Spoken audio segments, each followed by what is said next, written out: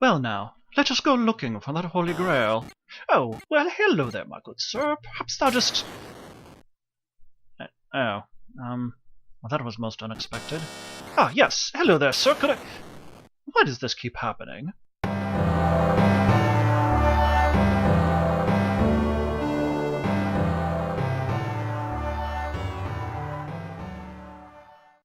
I am Zolerla, and this is the Joy of Computer Gaming, where we investigate good and intriguing examples of computer gaming history. Today's highlighted game is Galahad and the Holy Grail, the going over the grounds for the Grail before getting gored by the green guy game. It's a top-down action-adventure game created by Douglas Crockford and released in 1982 for the Atari 8-bit. So far as I'm aware, it was never released on any other system. I first played this game in, I think, 1984, so I have about a 33-year history of playing this game off and on. There are interesting things in this game, and I like the exploring aspect of it, but I could never get very far and ended up getting frustrated and not trying again for a number of years before trying again to get anywhere in it. While recording for this video, I completed it for the first time, basically getting the Holy Grail back to the beginning thanks to heavy emulation, saving, and reloading.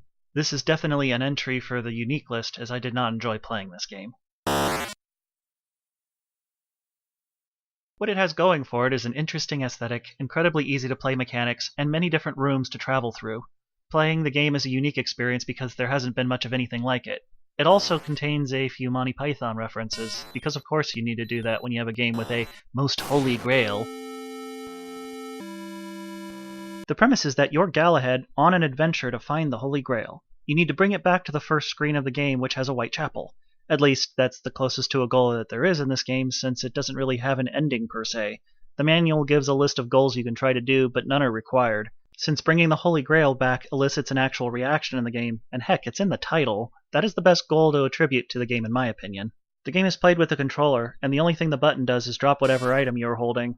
To switch what item you are carrying, hold down the button to drop what you have currently, then walk over to the other item and let go to pick it up.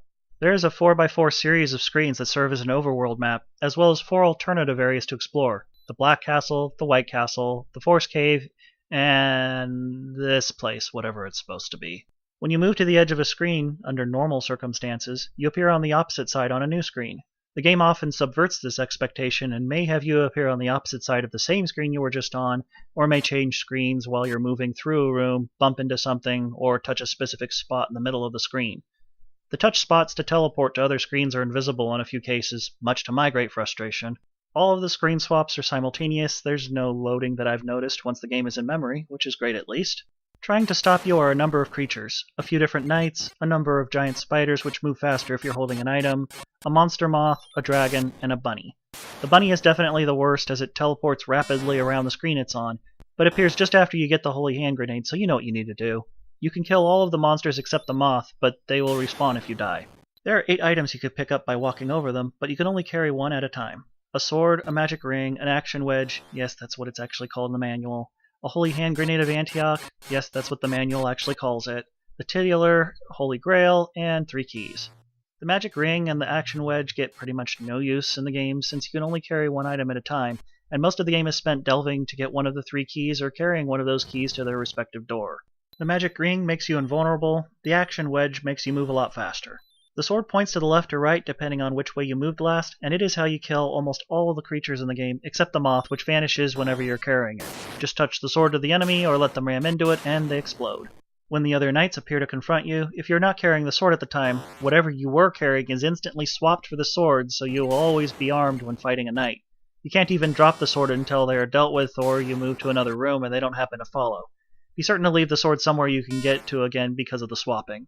Dropping the holy hand grenade sets a 3 second timer before it explodes. It destroys the room it is in and anything in that room when it explodes. If you die while carrying it, it will also explode after the timer goes off. It may completely wreck the game so you cannot complete it, so just use it to kill the bunny, which seems to work safely. The Holy Grail doesn't do anything except let you win, so far as I can tell. There is very little sound in the game. Each monster has a sound, a different sound happens from dropping and picking items up, something dying makes a sound, and that's about it other than a little song at the Grail and the end of the game. Most of the game is played in silence. While playing this game, you will die, and die, and die, and when you die, all of the monsters respawn. Man, this is sounding a lot like Dark Souls. Anyways, sometimes you will die due to making mistakes, sometimes due to randomness that just seems aimed to kill you, like having the moth spawn right on top of you, and sometimes due to the walls. Most of the monsters are very fast. You can eventually predict how they'll move and compensate, such as the spiders, which home in on the spot you were at and move toward that spot, alternatively vertically or horizontally, so if you move diagonally you can avoid them most of the time.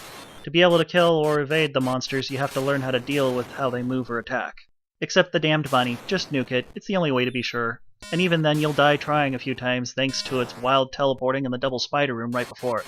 At least there are no mimics, though there is a giant sword you might think is just a carpet. Die! However, the monsters won't be the ones killing you the most. Traversing the rooms is often the biggest frustration. There are many walls that just outright kill you, those are easy enough to deal with. Just don't touch them, right? Except some things that look like where you should be going, such as the Grey Castle, actually kill you. But no, the worst part is that there's a bug that occasionally while bumping into walls, and you will bump into walls a lot in this game, you'll get pulled along the wall until you land somewhere or the edge of the screen kills you. This bug was so prevalent that the manual mentions them as if they were an intended feature, stating, "Beware of the walls, for they are enchanted and may pull you in." If hitting the edge of a screen kills you, whatever item you happen to be carrying will be stuck there, outside of the map, right where you exploded. This often requires you to restart the game, since there's generally no way to rescue said items from the edge of doom.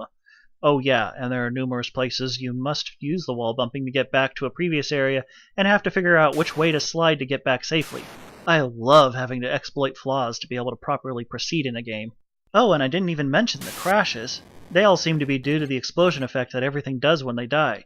It seems to be about a 20 to 30% chance that when something explodes, the game is going to crash and lock up before it's done with that animation. When every time you kill an enemy or something kills you, you have a 20 to 30% chance of the game crashing, and you have to restart. You don't have a very high chance of completing the game. It sometimes happens right off in the beginning. You spawn in and think, "Oh, this is a nifty looking game." A knight appears, stab, boom, crash. The crashing isn't just an emulation thing either. This is exactly how I remember it as a kid. I am so thankful for the emulation saving to be able to deal with this. During recording, I died at least 50 times, 14 of which were crashes. 7 others I lost a key and would have had to restart. I had another 8 crashes from killing enemies, and 1 more crash which I'll get to later. Imagine doing this without any sort of saving, and that's what this game was like to play. While recording the gameplay for this video, I was tempted to stop when I reached the pink door. It took so much time with saving, reloading, splitting video, etc. for what ended up being a mere 11 minutes of gameplay. And here was a third door at the end of a very long chain of rooms, and I had no idea where to look for the key because I thought I had been everywhere. I decided to look it up online, and only got the vaguest of hints on how to proceed because I saw someone's map of the game, which showed a lot more content on the Black Castle than I'd ever seen. When I had gone into the Black Castle, it just seemed to be a few barren rooms with nowhere to go. But I decided to walk all over that place, and at long last, one spot in it teleported me to the new area. Really, you have to start playing Hunt the Teleporting Pixel with the game. Once you go through the new region of the Black Castle, if you dare go down, you'll get stuck. As far as I could tell, you can't get out, so making that mistake would require a reset. Yes, requiring the user to reset their computer was an intended difficulty feature of video games back in the day. The pink key was right next to a spider that was placed specifically to kill me, 8 times to be exact. The complete quest for the Holy Grail sounds like the plot to some strange Saturday morning cartoon. Wow, 'tis a mythical moth of glamour. Moth, prithee enlighten me of the whereabouts of the Holy Grail. The path to the Grail is fraught with peril, Sir Knight. Thy death shall assuredly follow shouldst thou attempt to find it. But I beseech thee, O wise moth, how I might find the most holy of relics. Thou wilt need to find 3 keys, each located in a deadlier locale than the last. 1 deep in the forest, 1 thou wilt find in a duck, and the last one within the Black Castle. The keys are exceeding large, and thou cannot carry but 1 with thee at a time. Remember the key to the keys: yellow, green, red. Into yonder white castle thou wilt go, for within thou shalt find thy path blocked without bringing the keys with thee. Ah, and what shalt I find therein? I wonder if the other monster moths always find such mouthy food. Pray, what was that? Never thou mind. First, thou shalt wander the mindless maze, whose guardian is not other than a giant spider. Beyond the maze lies the first door, the yellow door. Within, thou wilt wander into a giant spider's nest. Survive this, brave Sir Knight, and thou shalt then be lost in the land of mushrooms. If this peril doth not take thy life or thy mind, thou wouldst behold the grey castle. Enter not this abode, for thou wilt surely perish, if thou doth attempt to set foot within. Nay, instead thou must pass the church of moss to find the green door. Therein thou shalt find the holy hand grenade of Antioch. It must be used to defeat the horrible white bunny, whose lair sits just beyond a pair of giant spiders. When thou doth drop it in the bunny's lair, get thee away and countest thou to 3, and the bunny will snuff it. Then cross the bridge of peril into the beach of confusion, before thou dost finally reach the red door.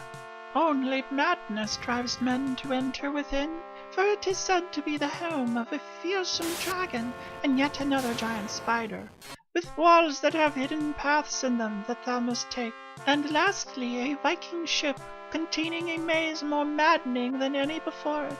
Only within might thou find the object thou dost seek.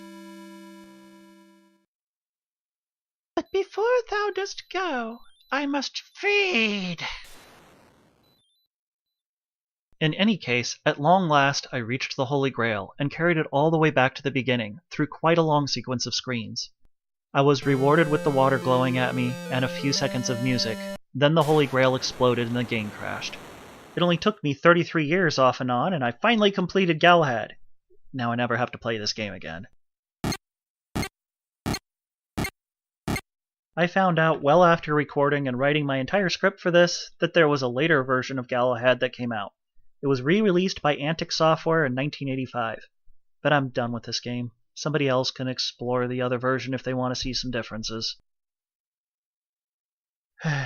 Okay, I'm not very good at this convincing myself thing, so curiosity got the better of me and I played through the updated version. It doesn't seem to crash at all when exploding happens. Thank Antic? Walls also no longer bounce you just stop dead on them, so sliding through walls no longer happens, though there are some places you could slide through now that weren't possible before, such as just before the pink door. It also has some different rooms after getting the yellow and green keys, which were little teleporter puzzles. All in all, the new version was easier. Not having to worry about getting pulled along walls helped a lot. Not having to worry about the game crashing helped an awful lot. If you somehow ended up in a wall, you can keep walking through them, albeit slowly. The Grey Castle no longer kills you, and instead takes you halfway through the Black Castle. This means you don't need to use the Black Castle at all, and you can also get out of the area the Grey Castle is in without wall bumping. Getting back from the Holy Hand Grenade area still requires what feels like an exploit to get out, because you have to get into walls to do it. The final area was way easier since it puts you on top of the walls quite a bit, so I took advantage of that to deal with the dragon and get through the invisible wall room. And it actually does something at the end. After the Grail explodes, everything goes dark after a moment of being in each room. If the moth appears, the darkening effect stops, but there isn't anything else to do after that. I checked in the original version and got the game to explode the Grail without crashing, and it apparently does this too. Not that there's any point or anything to do afterwards. If you want to try this game out, try the Antic version. It definitely is the better version, though still not a great game, and I would give it a 5 out of 10 instead of only 2. Doug's initials DC appear in the game, in a room just after getting the green key. Apparently this game landed Douglas a job at Atari, and I can understand why, even if I did not enjoy the game myself. It is definitely interesting and unique, even if it isn't fun to play. The creator's name, Douglas Crockford, seemed rather familiar while I was preparing the script. It turns out that he is currently a JavaScript developer at PayPal, and probably the main reason why JSON is a de facto data transmission format in heavy use today. He runs the JSON.org website, and where I saw his name numerous times and why it sounded familiar is on JSONlint.com, a website for cleaning up and validating JSON data, which I use on occasion. For the JSON alone, a far, far superior alternative to XML, I am willing to put up with the shenanigans of a weird old game that got that ball rolling. Thank you, Galahad, for leading to JSON becoming a standard. Also, I found out after the fact that the crashing was due to a mismatch in later Ataris, and since I always default to using 130XE since it's what I remember the most and what my actual Atari is, I always had that problem. Apparently the Atari 400s and 800s didn't have the crashing issue. I haven't tested this myself. If you want to play, just play the Antic version.